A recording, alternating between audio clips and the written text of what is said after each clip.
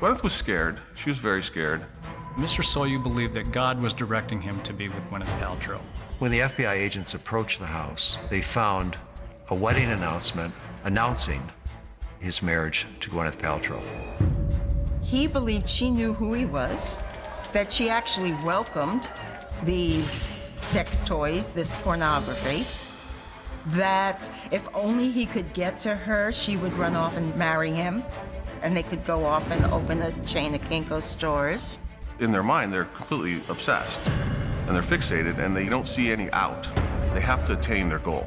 He threats to take a scalpel to her because, hey, if the candy doesn't work, maybe the threats will.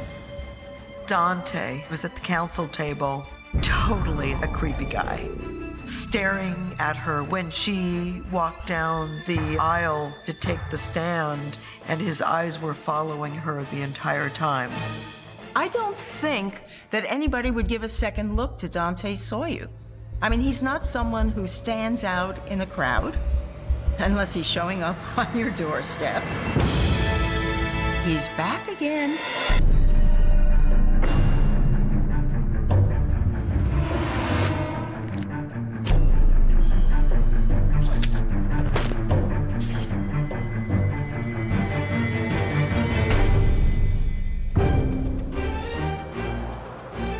May 2000, Gwyneth Paltrow is one of the most coveted celebrities in the world. She has already amassed an Oscar and a Golden Globe.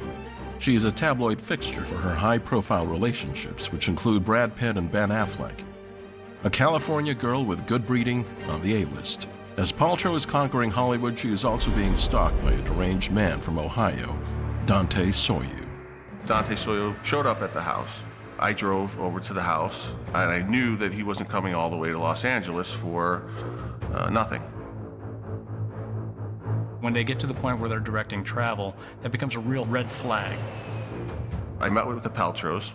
We talked about it. I took the evidence that they had. I said, just go out to dinner, I'll sit here, and I'll wait till he comes back. I saw him pull up in the cab. He was carrying a bag. I got out of my car, came across the street. He put the bag down and was at the gate, looking into the property, had his hand on the handle, thinking he was going to go in. I went up from behind him. He had placed the bag down for a second. I approached him and put him under citizen's arrest for stalking. In the bag was a book and a Barbie doll, blonde hair, looked like Gwyneth. Small pocket knife on him and a cell phone. Even though his intentions may not have been to place her in fear, that was certainly the end result.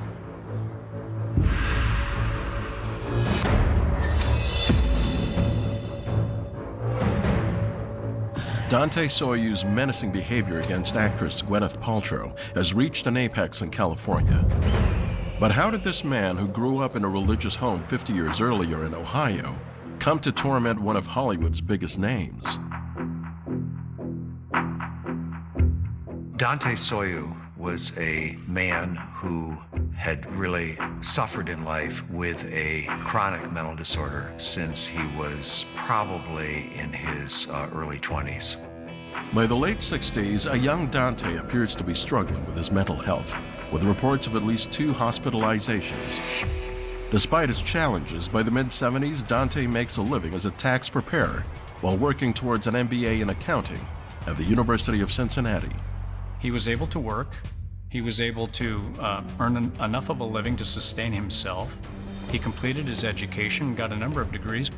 In 1980, Dante attends the Rhema Bible Training College, a Christian missionary school with a mandate to preach the gospel around the world. He was very functional in many aspects of his life. He was very bright, very articulate, yet a failure both in terms of his employment status, his career path, as well as being able to form a stable, loving relationship with a woman. That did not happen for him, largely because of his psychiatric impairments. Dante Soyu's mental state is deteriorating and leading him down a dangerous path. In a seemingly other world, a young Gwyneth Paltrow is living a dream life with her wealthy Tinseltown family. Gwyneth Paltrow is essentially Hollywood royalty. Her dad is Bruce Paltrow, a director. Her mother is a Tony Award-winning actress named Blythe Danner. She is grown up in a life of privilege. Like any number of second-generation Hollywood kids, Gwyneth Paltrow started early. She got up on stage with her mother when she was just 11 years old. While attending college, Paltrow earns her first Hollywood role, thanks to Godfather Steven Spielberg. They are driving to the movies when the famed director offers her the part of Wendy in the reimagining of Hook. Before the end of her freshman year, Gwyneth drops out of school to become an actress. I would have loved to sort of finish university and study art history. I don't know, I would have liked to work in a museum. That would have been really nice, but I'll keep this job for now anyway. She's on the cusp of a big role that will change her life in more ways than one. Paltrow continued to work and got large roles in a number of period dramas and some films that weren't seen all that much until David Fincher cast her as Brad Pitt's wife in the movie Seven. The fishbowl of Hollywood is nothing new for Gwyneth. However, her increasing fame means she is being constantly hounded by photographers and scrutinized by tabloids. This, combined with a rumored sexual harassment incident by a high-powered movie executive, has Gwyneth exposed and vulnerable. But it also marked the beginning of her as a fixture in the tabloids. She started dating the movie star Brad Pitt, and all of a sudden she's on the cover of every supermarket magazine for the next couple of years. I don't read any of that stuff, and I don't really watch TV. I try and just pretend that I'm two separate people. In 1996, while Brad Pitt proclaims her to be the love of his life from the podium of the Golden Globes, the two Hollywood stars get engaged. However, the golden couple split ways in 1997. Around this time, she's making a ton of movies, some successful, some not. Movies like Sliding Doors and Emma keep her in the public eye, but mostly the tabloids were not concentrating on the work she was doing on screen, but what was happening for her off screen. The movie that made all the difference in her career was Shakespeare in Love. Shakespeare in Love, a fictional retelling of the writing process of Romeo and Juliet, sweeps the Academy Awards. The movie triumphs over favorite Saving Private Ryan, directed by Gwyneth's godfather, Steven Spielberg. It won her the Best Actress award and placed her firmly on the list of leading actors of her time. Gwyneth is now an international movie star on countless magazine covers around the world. She doesn't stay single for long, rebounding with another Hollywood hunk, Ben Affleck. The men that she was dating were almost as important as the work she was doing.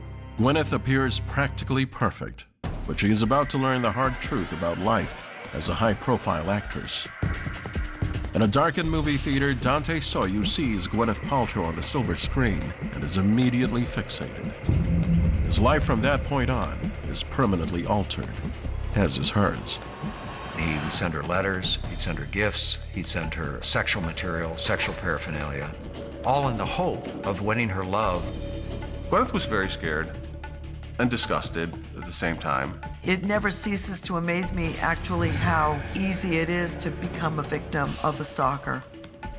You never know where it's coming from. Over time, the longer it carries on, the more likely a chance encounter is going to happen. In 1999, the man who will go on to terrorize Gwyneth Paltrow turns 50. Dante Soyu, a man who continues to struggle with low self-esteem and money problems, has been spending countless hours over a number of years writing bizarre letters. On the receiving end are a slew of public figures, including President George H.W. Bush, Ted Turner, and William Shatner, among others. Completely unaware of Dante Soyu's existence, Gwyneth Paltrow weeps uncontrollably in a state of euphoria as she collects her Academy Award in 1999. Winning the Oscar for Shakespeare in Love was a huge step forward for Gwyneth Paltrow, but with it came a huge amount of criticism. Gwyneth is a celebrity that people kind of love to hate. Her career and life are aspirational, and with that comes resentment from a lot of people. After one of the biggest films of the year, Gwyneth is also one of the biggest names in Hollywood. She's everywhere and everyone knows who she is. Love her or hate her, nobody is immune to the risks of a potential stalker. He just looked like someone that you would see walking down the street, which is why I think Gwyneth said what she did about having someone, a stranger, just approaching her on the street and being terrified. Because he was every man. But Dante Soyu was far from typical. His mental stability appears questionable. He spends 8 hours a day at the library posing as an online relationship expert under the pseudonym Dr. Love. He combs the net looking for broken hearts to mend. He believes he has special spiritual healing powers and the ability to heal people from all walks of life. Life is not going well. Despite his brightness, he has a psychiatric disorder. Diagnosis was delusional disorder, erotomanic subtype, otherwise what we call erotomania. And so in a sense, we know with people with severe mental disorders, they tend to socially drift to lower socioeconomic levels. So you tend to see unstable work histories, and you see a drift down the social ladder, which is what we saw with him. He couldn't hold a job down, that he was working as a pizza delivery man, and he got fired because when he delivered a pizza to a house one time, he kissed the woman who answered the door. While Dante flounders, he finds a new purpose in life after a trip to the movies. His obsession with Miss Paltrow started with the movie Shakespeare in Love. He felt he was destined to see her in that movie, and then he was also destined to see her in the hours afterward on the cover of those magazines. And this began to cement his delusional relationship with her. He would turn on the radio and hear music or the theme song from the movie Shakespeare in Love, and he took that to be a sign from God. That's what generated the first initial packages and letters that was sent to Miss Paltrow's home and to the home of her parents. This misguided perception of love and affection is all too common with stalkers. The erotomanic suspect, which is the classic, I guess, Hollywood perception of what a stalker is. They believe that someone rich or famous is in love with them and they're actually involved in a relationship with that individual. And that's a very, very difficult case to manage. He believed that she loved him, and he knew that he loved her. In the spring of 1999, a letter arrives at the home of Gwyneth's parents. Portions of the letter state, quote, "First, do not marry Ben Affleck. He's a slob. I am more than a fan. I have formed a soul union with you." End of quote. This bizarre correspondence is only the beginning of the avalanches of letters and packages yet to come. We had set Gwyneth up so where she wasn't really traceable, so the only conduit he had was through the parents. The first ways that he communicated with her were via gifts and packages and letters were love letters. He called her his wife. He called her his lover. He would send her pictures of couples embracing with the caption Gwyneth and Dante on the appropriate people. Letters and packages begin to pile up daily. A book arrives titled 10 Stupid Things Men Do to Mess Up Their Lives, with Ben Affleck's name scribbled next to each chapter. One note states, quote, "I am glad we're nymphomaniacs for each other. I have to eat up and wash our messes." End of quote. The content of the letters over time became more and more delusional, sexual in nature. The letters also become more aggressive. Soyu includes threatening biblical phrases such as, quote, "Take God's scalpel and cut the sin out of her." End of quote. In a later letter, he tells her, quote, "You were hopelessly lost. Now you must die. Yourself must die so that Christ can have preeminence." End of quote. She called me, and I started taking a look at it, and my staff, and we started doing an investigation and a threat assessment built around that. And dealing with Soyu, you can tell that this is a person who was going to play the long game. Soyu is resourceful, educated, and highly intelligent. A sharp contrast to how stalkers and the mentally ill are traditionally perceived. When we look at the IQ of stalkers, we find a very, very interesting phenomenon. They tend to be either average IQ or better. This is behavior that typically is not impulsive, and it takes preparation, it takes work, it takes intensity of effort, and it takes time. So unlike most crimes, which can be done in seconds, if not minutes, stalking typically unfolds over the course of weeks, months, or years. When it started to get to scripture and to him talking to a higher power, that's when it really becomes alarming. Because, you know, what that's saying, in a sense, is that I'm not in control of what I'm doing. Citing the direction of God isn't uncommon in celebrity stalking cases. Madonna, Steven Spielberg, and others have had to protect themselves against men who claim to be receiving messages from God. This is Mr. Soyu's reality. You cannot convince Mr. Soyu that God has not destined him and Gwyneth Paltrow to be together. The security team around Gwyneth is getting nervous. It seems inevitable that Dante Soyu is going to try to come into physical contact with the object of his desire. Now they have to figure out how they can possibly stop him. He is more than a devoted fan. They're completely obsessed, and they're fixated, and they don't see any out. They have to attain their goal. I don't think this obsession will ever stop. The way I sum it up is stalkers never go away, stalkers are never cured.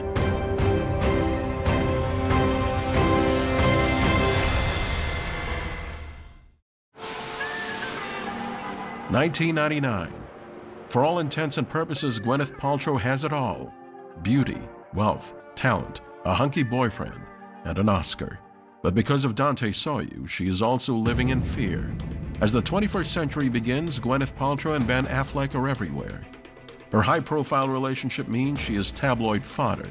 Gwyneth is also dealing with box office hits and unexpected misses.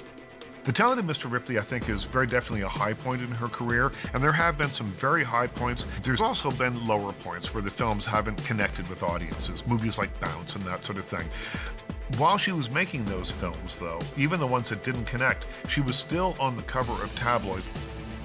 Dante is reading all the tabloids, and those stories stoke his obsession. For him, Gwyneth is not an unapproachable world-famous actress.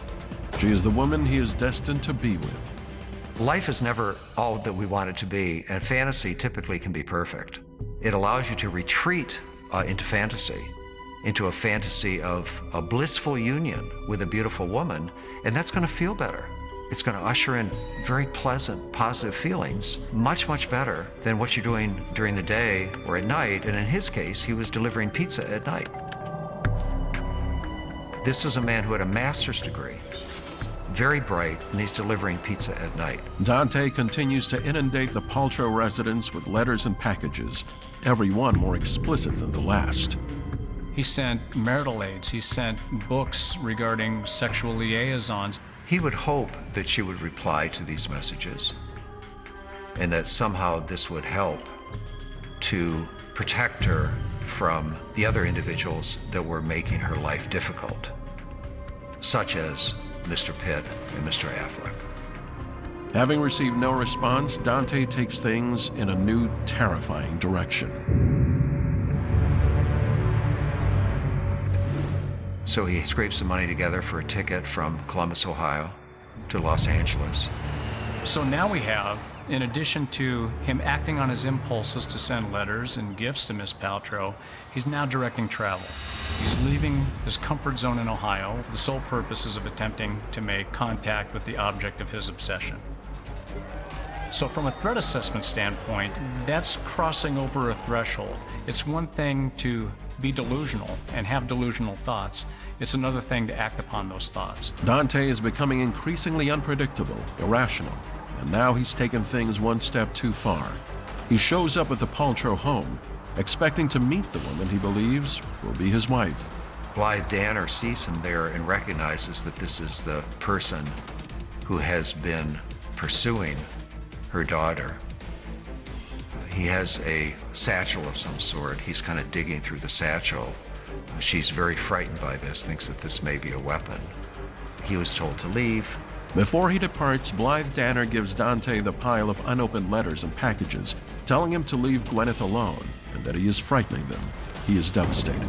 He comes back the next day and leaves a letter on the gate asking for forgiveness and making an overture to reconnect with the family.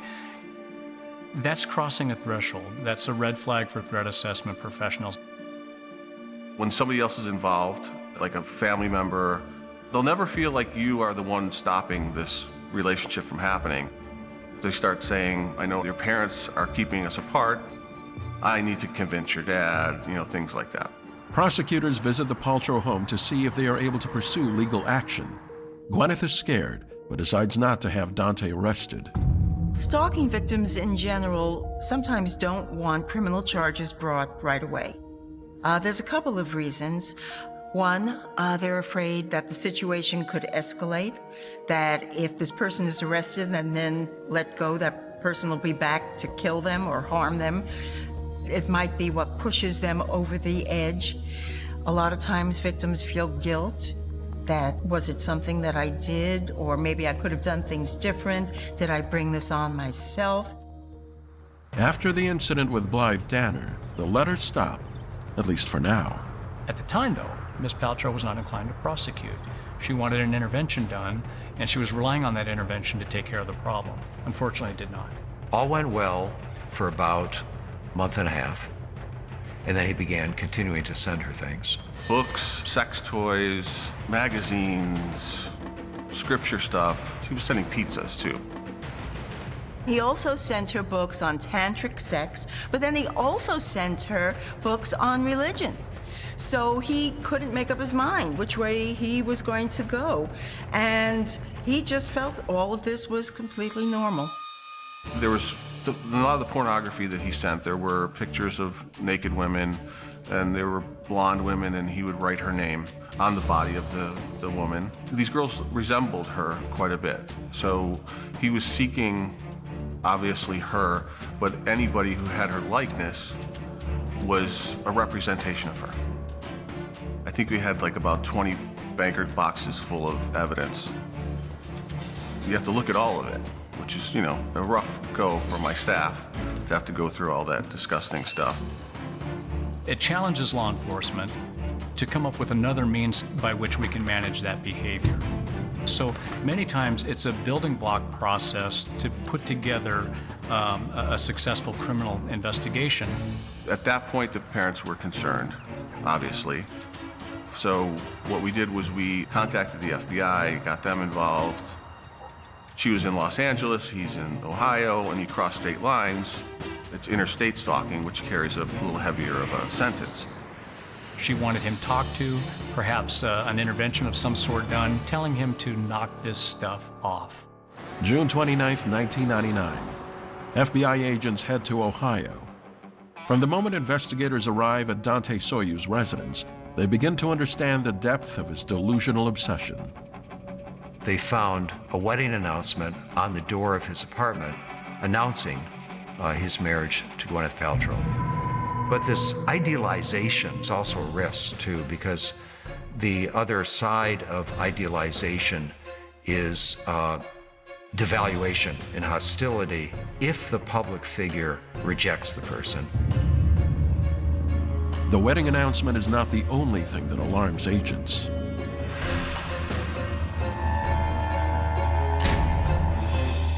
Photographs pasted to the walls, magazines laying open on various pieces of furniture, numerous videotapes and movies that she had starred in. There was no question that he was obsessed. Having these shrines and being surrounded by this stimuli is a way, again, to retreat into fantasy. Life is never all that we want it to be, and fantasy typically can be perfect.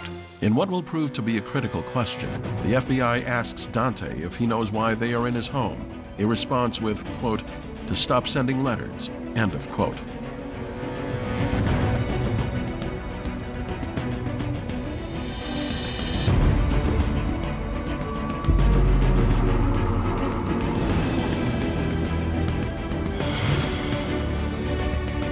He knew that what he was doing was pursuing Gwyneth Paltrow, and that there was intent in his pursuit.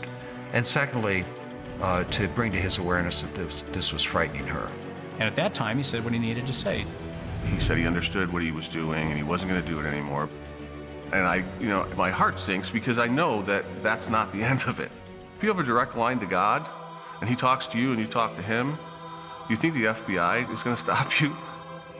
That's ridiculous. Sometime later, Mr. Soyu set up a website dedicated to Gwyneth Paltrow so that he could communicate with her by posting messages on this website as opposed to sending the packages and letters that he had been warned about sending. In fact, he posted in excess of 1,200 messages to Ms. Paltrow on this particular website. The following month, the FBI paid Dante another visit and tell him to back off. So we will serve oftentimes these restraining orders with the expectation that Mr. Soyu or someone like Mr. Soyu will act upon his impulse and again send a package. Now we have some leverage. We have some criminal leverage to get this thing in front of a judge, in front of a prosecutor, maybe implement some terms of probation to further restrict that type of behavior. It's not an instantaneous arrest and prosecution. Sometimes you've got to lay the foundation in order to get to that point. I'm not 100% sure what his intentions ultimately would be, other than to be with her, to have her as his own. In a lot of these cases, I want something, so then I'm going to force you to make this happen. For Dante Soyu, there is no question that Gwyneth is his sole focus. In October 1999, he proposes with a ring and a CD of wedding music. For Gwyneth, Dante represents her escalating nightmare. Her fear was he was going to assault her, break in, rape her. He's going to come to LA. He's not going to leave until he gets what he wants.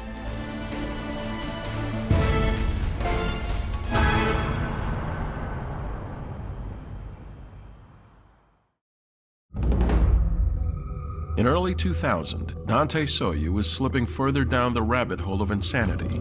His love for Gwyneth Paltrow, the it girl of Hollywood, seemingly has no bounds. Somebody's delusional and obsessed, they tell you, because what they want is you. And they think they have a relationship, and it's a two-way relationship according to them. And so they want to tell you, this is who I am. And there's people that have been doing this over a long course of time because they can keep thinking about this person, and they open up their eyes in the morning, they see this person, and that feeds into their obsession. Meanwhile, Gwyneth's star power in Hollywood continues to rise. She begins work on Shallow Hal and follows it up with auteur-driven films such as The Royal Tenenbaums. On screen, she is luminous and in control, but in real life, she is a mess. Gwyneth was scared. She was very scared and disgusted at the same time. Having dealt with this for an entire year and a half, all the things that he sent, I knew it was inevitable he's coming. At one point in time, Mr. Soyu, who was living in Ohio, happened to drive past a billboard. And for some unknown reason, there was something about this billboard that struck a chord with him and reminded him of Miss Paltrow. Dante writes a letter to Gwyneth telling her he is coming back to California for her. That letter took a couple days, obviously, to get to Los Angeles. In the meantime, he had gotten on a plane and got there. Blythe Danner called me. I saw him walk by the house, and I told him he had to get out of here. He returned subsequent to that and left a note on the gate of the family residence with his phone number and an overture that he would like to make contact with the family and bury the hatchet, as it were. So now we have this note with Dante's phone number. So Miss Paltrow's mother called Dennis Bridwell and provided him with the information. Bridwell called the number, and Soyu answered the phone. Bridwell asked Soyu, "Where are you?" Soyu simply said, "Los Angeles." So I drove over to the house, and I knew that he wasn't coming all the way to Los Angeles for nothing. Bridwell is staking out the Paltrow residence with no doubt that Dante will return. I saw him pull up in the cab. He was carrying a bag. I got out of my car, came across the street. He was at the gate, looking into the property, had his hand on the handle, thinking he was going to go in. I went up from behind him, put him under citizen's arrest for stalking. The Santa Monica police, and they were there in a minute. Anytime you do it, have an arrest or deal with somebody like this, you have to, take precautions so you don't get hurt. I thought he was trying to achieve his destiny. He didn't put up a fight. He knew what he was doing. So Dante was arrested for stalking Gwyneth Paltrow. The case was subsequently filed by Rhonda Saunders. This particular case, he had this fixed delusion that they were meant to be together, that it was going to happen, that if the candy and flowers that he was also sending didn't work, that he could send her these letters to terrify her, to scare her into doing what he wanted her to do, which was to marry him. Hoping to deflect media scrutiny, the case is filed and prosecuted at a remote courthouse near LAX. Soyu pleads not guilty. Dante Soyu saw himself as an intellectual, that he was smarter than everyone. So even though he had a lawyer, he was taking pages and pages of notes about the testimony and shoving it over to his lawyer. A couple of times I saw his lawyer just shove it right back at him. I put Dennis Bridwell on the stand, and we literally had cartloads of things that Dante had sent to Gwyneth. I had to sit there with Rhonda Saunders and 2 other DAs and a deputy and just went through all this stuff for hours. When Gwyneth was on the stand, I did have to show her some of the items, asked how it affected her. Did receiving these items make her afraid?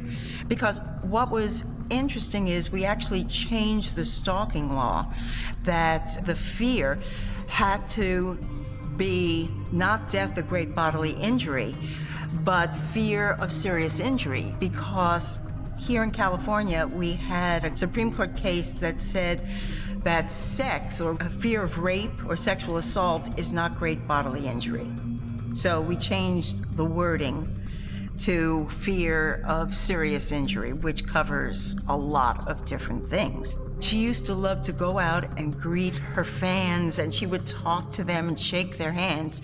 But ever since Dante, she was afraid. She didn't want to meet her fans because she didn't know, is one of them like Dante? And this is the damage that Dante Soyu did to Gwyneth Paltrow. It's not just somebody being a pest. This is a serious criminal who is destroying people's lives. In court, Gwyneth relives the contents of Dante's letters. God told him personally that we were supposed to be together, and my parents were keeping him from me. God would smite my parents, or that they would die, because they were keeping us apart. If I resisted our union, then I was a sinner, and that bad things would happen to me. She was trembling, I remember that. She expressed her fear. She expressed her guilt for bringing this person into her parents' life. She didn't know what she had ever done to bring this on. We told her that you don't have to look at him. But I did notice that he was just looking at her so intensely. And he was so happy to be in that room with her, finally. So here she was being compromised by getting these sex objects, and her fear was he was going to assault her, break in, rape her. An emotional Gwyneth tells the court that her dread of Dante Soyu sparked nightmares and infected every sphere of her existence. Following her tearful testimony, Dante decides not to plead guilty and asks to dismiss the jury in favor of a bench trial. The verdict is swift. So Dante was found guilty of stalking, but then we had to segue into a second hearing because he had also entered a plea of not guilty by reason of insanity. And he was warned when he entered that plea that by entering a plea of insanity, he could be kept indefinitely in a lockdown psychiatric facility. Because he had pled insanity, then that allows evaluators, and there were 4 of us that saw him over the course of time, to evaluate his mental state at the time of the offense and determine whether he met criteria for insanity in California. Dante is found to be legally insane. That criteria is essentially twofold. One is, does a person know the difference between right and wrong? And secondly, can they appreciate the nature and consequences of what they did?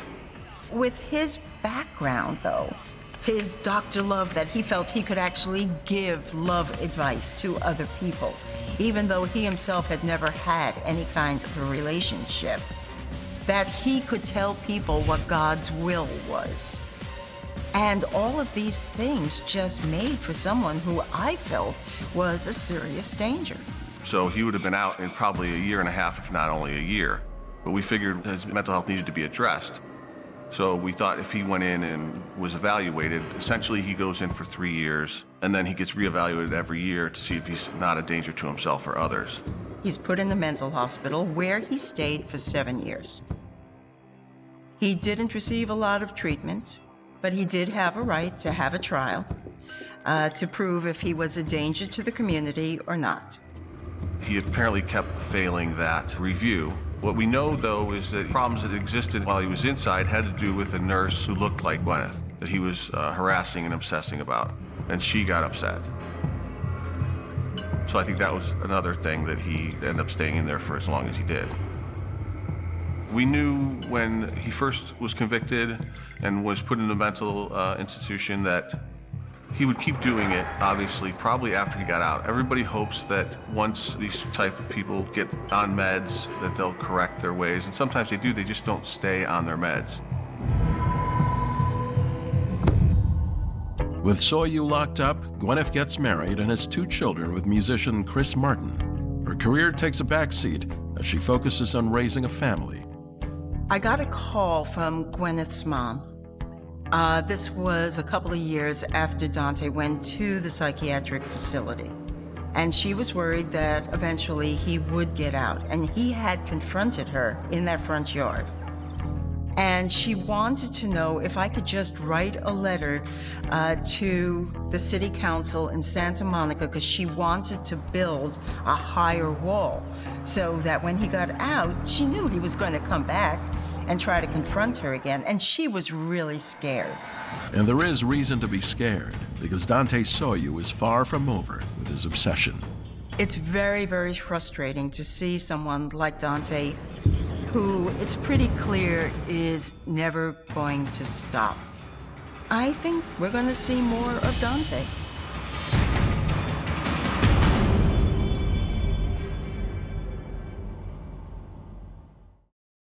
It's 2008. Gwyneth Paltrow begins to re-emerge on the silver screen in Iron Man, one of the most profitable film franchises ever. As Gwyneth is experiencing another taste of success, she is also looking over her shoulder. The man who tormented the actress and her family, Dante Soyu, is now free. I returned to the treatment center where he was being held, which was a locked center here in Los Angeles, and then continued my evaluation. It was clear to me that this was still a mentally ill man, but he also was convinced that he would be able to not refocus on Gwyneth Paltrow, and that he had a plan with his brother, which I confirmed, that he would move back to Ohio and live there under the supervision of his brother. It went to trial. It's actually a conditional release hearing, and the determination there is whether he can live safely in the community and that he would not pose a danger or risk to her. And when I heard that, I knew, you know what, he's not going to stop. Because he knows he basically can get away with it. And sure enough, he started again. Gwyneth's relief is short-lived. Upon his return to Ohio, Dante Soyu is arrested for stalking a 31-year-old local woman. At the same time, he has set his sights on his original victim, Gwyneth Paltrow, resuming his campaign of unwanted letters and gifts. He appeased the FBI on the initial interview, but found a different way to contact Ms. Paltrow. After he was discharged from the hospital and placed on probation, he began contacting Ms. Paltrow's attorney as an alternative means of contacting her. Soyu sends more than 65 letters and packages, wants to marry Paltrow, and writes to her demanding a definitive answer. Within a year of returning to Ohio, Dante Soyu began to send things to Gwyneth Paltrow, and the fixation kicked in once again, and he had to act upon it. He could not act upon this. That resulted in another about 5 years of intermittent contact with her, increasing distress.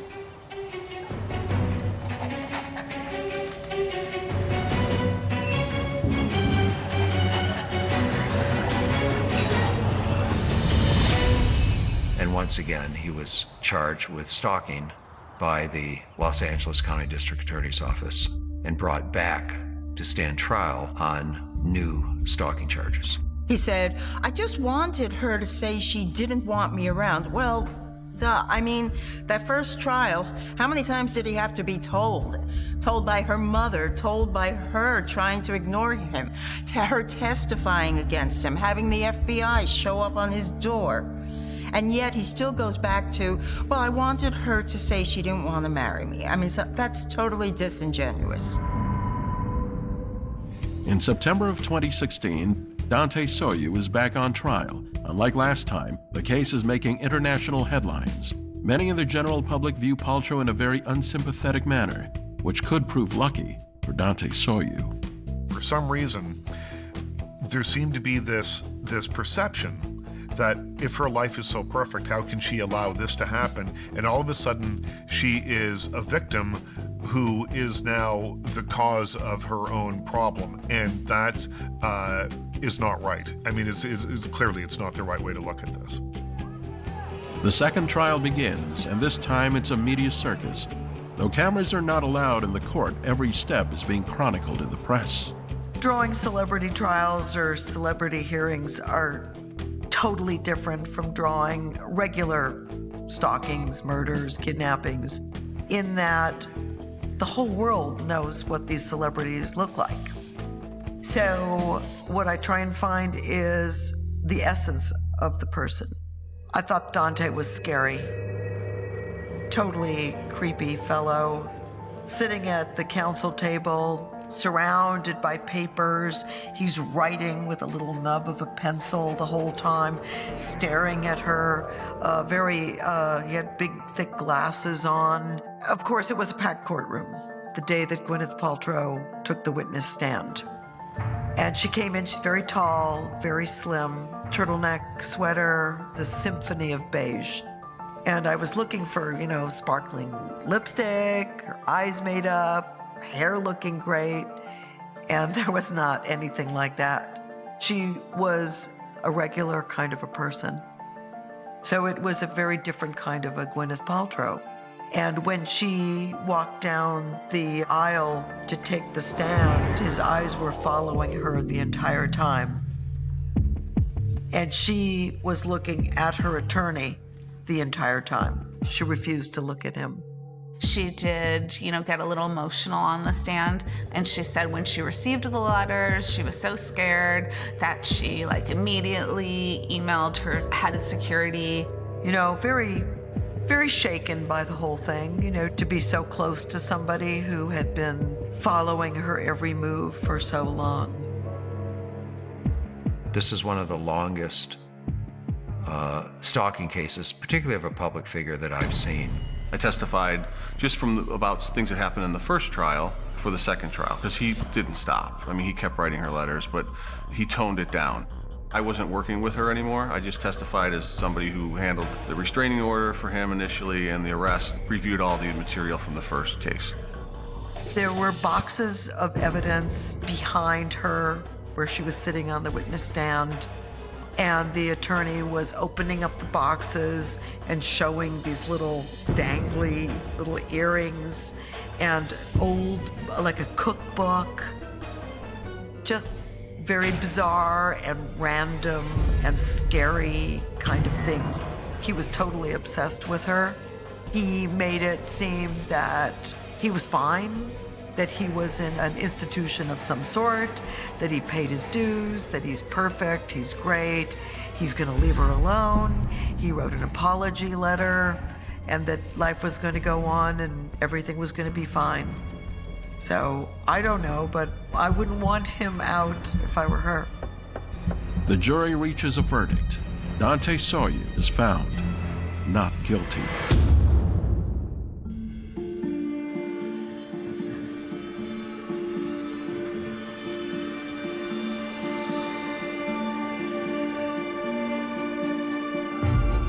So when I read in the paper that he'd been acquitted in his second trial for stalking, I was shocked. Because with his background, with his history, and the fact that he's back again, and that he was not going to stop, that he was still obsessed, to be really honest, I could not understand it. I can't even explain it to you. I was shocked in the sense that a jury would find against her. But then again, I wasn't totally shocked because I don't know how sympathetic a character she was. After his acquittal in September 2016, Dante Sawyer returns to Ohio and appears to be living a quiet existence. But given his history, experts doubt he will be able to keep his obsessions at bay. Dante's obsession spanned over 17 years, going back to the first trial, going into the second trial where he came back years later. I don't think this obsession will ever stop. The way I sum it up is, stalkers never go away, stalkers are never cured. He may not be in custody right now, and he may not be acting out, but that fixation still exists, that obsession still exists, and how it will manifest itself in the future is anybody's guess, but I would venture to guess we haven't heard the last of Dante Sawyer.